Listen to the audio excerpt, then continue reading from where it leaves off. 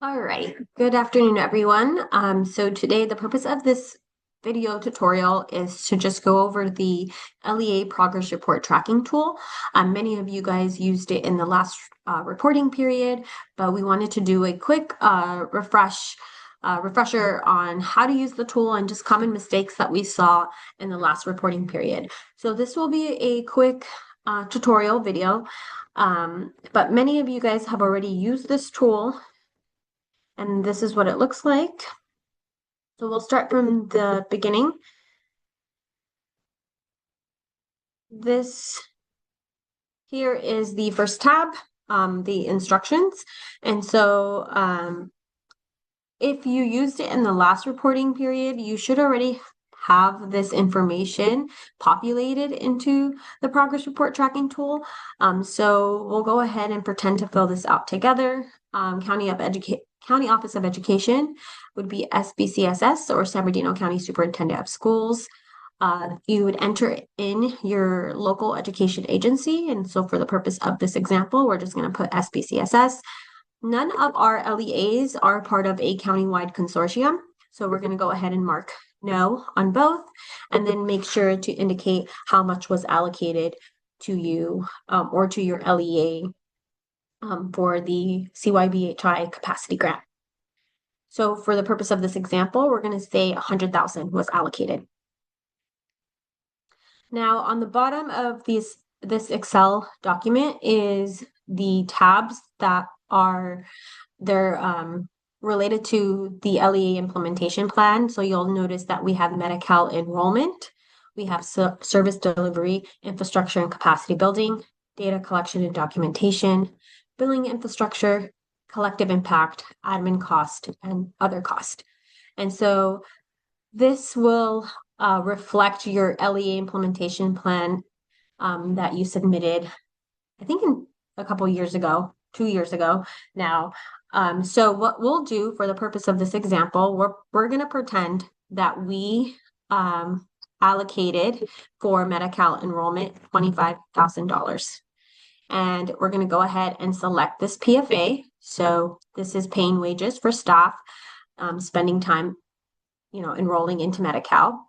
In this box here, we want to make sure that we provide a detailed update related to the deliverable, and we want to also reflect like what the money has been spent. So if it's been spent on salary or somebody like paying someone that has been spending time enrolling into Medi-Cal, then we would indicate that here. We then also want to make sure that we indicate the amount of funding allocated for this specific PFA. So for the purpose of this example, we're going to say that we've allocated all $25,000 into this PFA and that we've only spent $13,500. And so also I want you to keep in mind that if you've used this tool in the last reporting period and let's say you spent $10,000 in the last reporting period for this specific PFA, and this reporting period you spent another $10,000, you want to make sure that you indicate that you spent $20,000. So you're going to make sure that you add on to what you've spent. All right. So here we'll say that we spent only $13,500.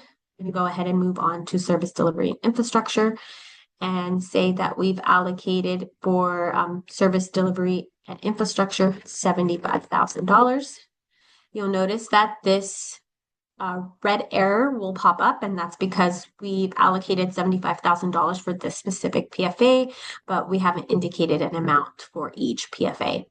So here we'll say that we've selected, we're building and modifying physical spaces for a wellness space on one of our school campuses, and then purchasing supplies and technology. So again, you'll provide a detailed update related to this PFA. And then we'll do the same here.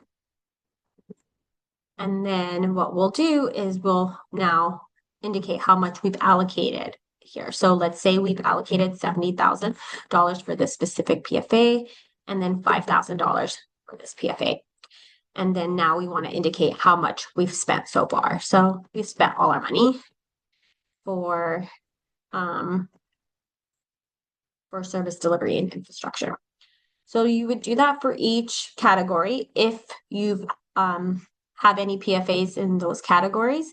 And then what I wanted to show you guys is the budget check.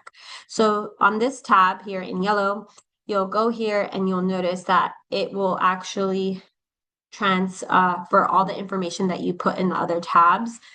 And it's for you to just it's for you to check, make sure that everything looks good. So total allocation is $100,000. So far, you've spent $88,500, and this is how much is remaining.